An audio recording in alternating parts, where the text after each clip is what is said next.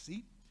And as you have a seat, Kenny Mattingly is going to come up and lead the sharing of our story for this Sunday. He just got back over the weekend with a group of Edge student leaders from a conference down in Chattanooga, Tennessee. You would think it would be warmer. You would be wrong. You would think Florida would be warmer right now, and you'd be wrong. But they braved the cold, they braved the roads, and have got some cool stories to tell about what they learned from this weekend at the Conclave Conference. And I forgot to bring up microphones, so I'm going to hand you mine, and then I'm going to go and put batteries in another one and bring it up to you to make up for my absolute failure. Be right back. I'll just entertain for a little bit, don't worry. I think I just broke your mic stand. Anyway, you want me to sit in the middle of you? We just pass it back and forth? Okay, this is how the weekend went. We survived the 4-hour drive, 4.5 hours, great. We did all those things. To give a little context, Conclave is a huge conference that the Southern Baptist Convention puts on. So you got the Kentucky Baptists, Alabama, North Carolina, South Carolina, all these come together. And they pour into youth pastors, adult leaders, into the ministries. They give us things. They give us lots of things for free. If you want to see a cool picture of Jason Midkiff's swag, find me after church, or him. You're proud of it, right? It's good. But yeah, I'm super thankful to sit up here with you guys. And honestly, I get to learn every week from you all. Just as you lead, as you disciple, as you teach me. And so instead of being selfish and keeping that to myself, I want everybody else to hear it in the room. And so if you want, go ahead and just introduce yourself. And then also, when it comes down to Conclave, we traveled, right, together. And that in itself was a adventure. But think about Conclave and share with everybody like something that you brought back, a moment in your mind that clearly reminded you of your why. I talked to you guys about that a lot. Like, why do you serve? Why do you think about showing up on a Sunday evening to hang out with middle schoolers and high schoolers? Why do you do youth ministry? And then, how did that solidify some of that calling that you walk out each week? I'll go ahead and get started. Hi, my name is Lauren Sturgill. I minister to middle school girls, and I wrote this down just because I knew I was going to squirrel out on y'all, so I just wanted to make sure that I kept my thoughts clear. It actually wasn't the conference sermon or the breakouts that really kind of reminded me of this. It was actually at a booth, and I'm still not entirely sure what the booth was for, but I had a woman randomly start chatting with me a while. She asked me questions about my church, about our youth, family, and we were just kind of fellowshipping together. We had several moments like this throughout the weekend, but it was actually our first conversation that made me come to the realization, like, as I'm talking to this woman, I was talking to her about my students like I talk about my daughter. And I love my students, and I love my church as my own. Your kids have naturally become my kids.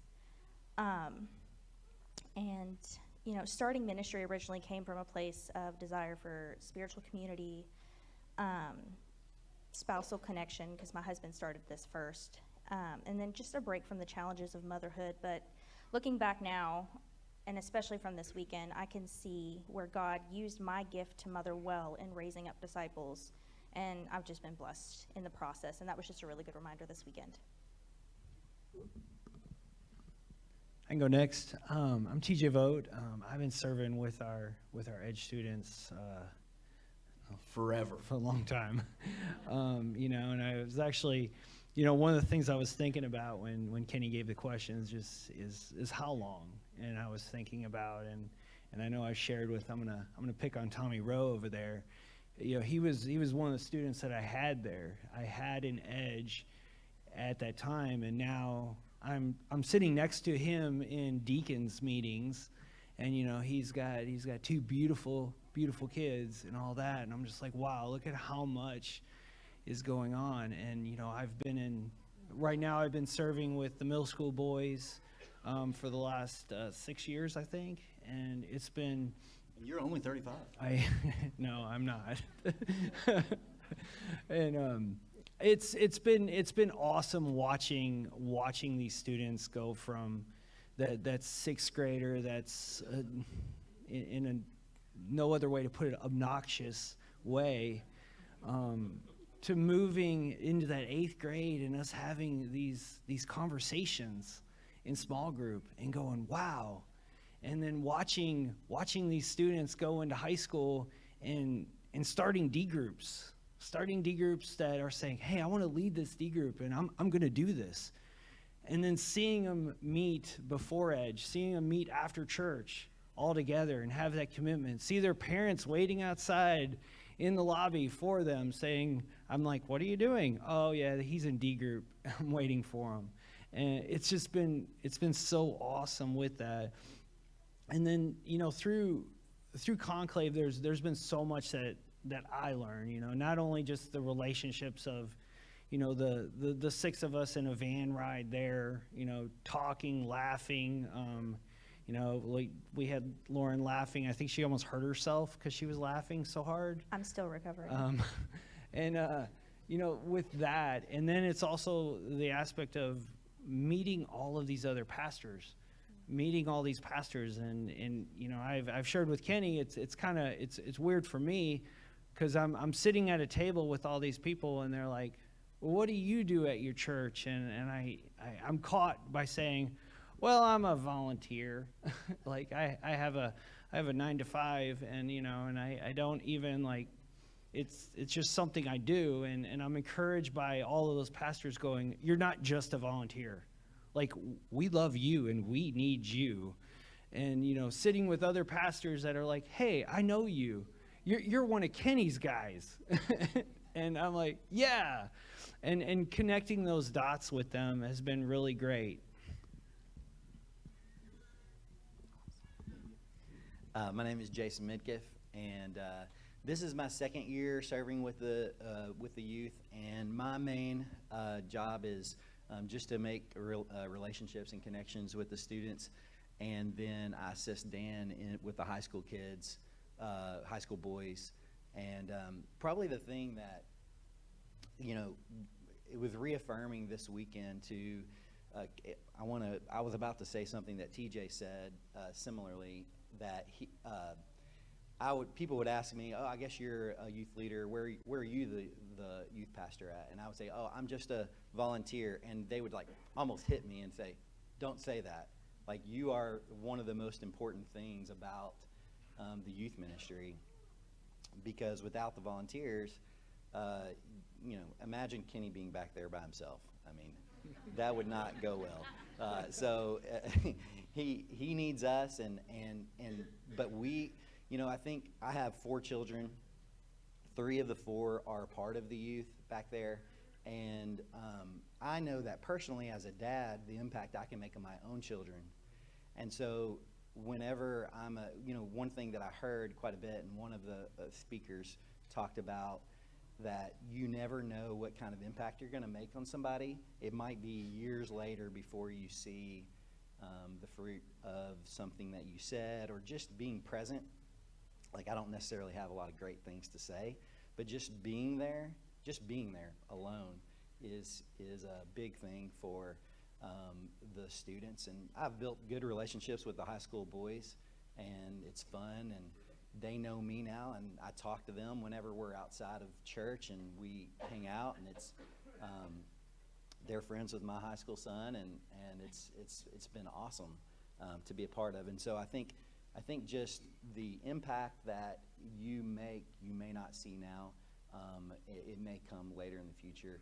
That is why I want to do this, is because it could, you never know what could come about in the future, the impact that you make with kids. So. Yeah, all of our adult leaders, they serve in various roles and lead in those ways. Lead, and I say that because you guys do. You lead out, and you're the backbone.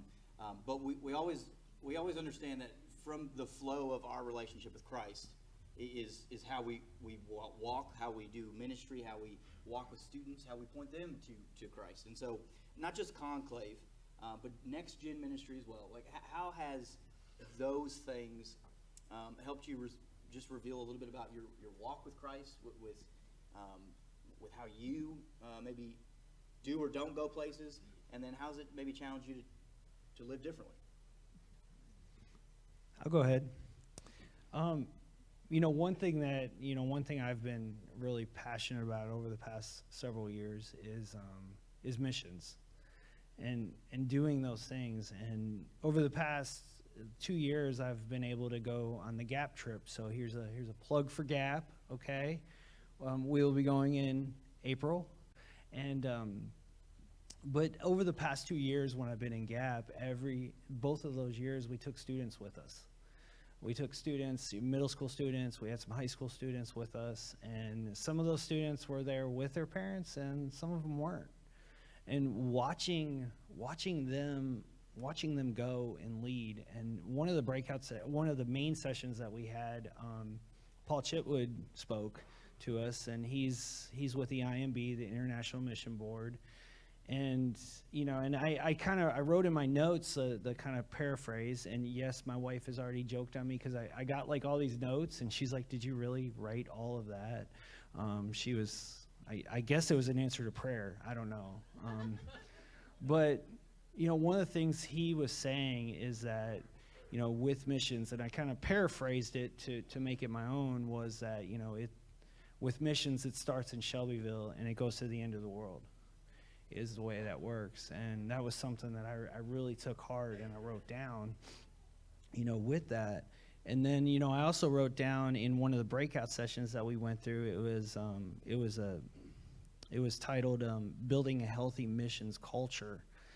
And it says, a healthy missions culture is not built around projects, it's built around people being formed into the kind of humans who naturally live like Christ, thus moving towards the margins.